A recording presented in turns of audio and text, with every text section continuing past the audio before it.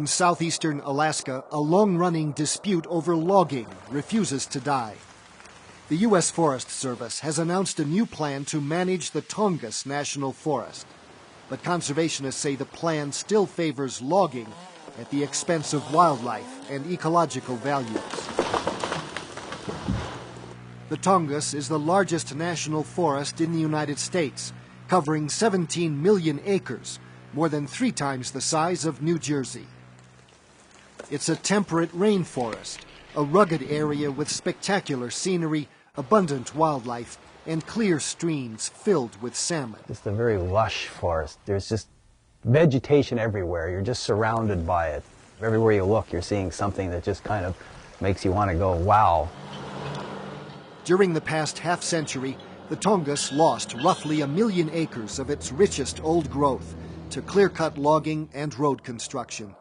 Thousands of miles of logging roads are now abandoned and eroding, clogging spawning streams with silty runoff.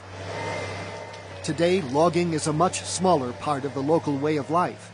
The giant pulp mills that consumed much of the logging harvest have now closed, and tourism and fisheries are now the main drivers of the economy. And yet, the amount of logging and where it should be allowed remain sources of controversy here. There's still that element out there that wants to bring back that type of forestry of, large-scale industrial forestry back to the Tongass. Critics say the new forest plan continues to promote timber cutting at levels the forest cannot sustain. Others praise the plan for delaying logging in the most ecologically important places and should be considered a step forward.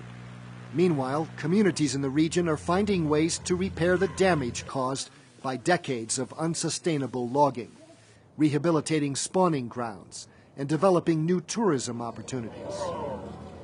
Sort of trying to bring balance back to the way we manage the forest. There are lots of other uses here. Fisheries, the growing tourism industry. So trying to strike that balance between resource development and environmental protection is a challenge we're all trying to address right now.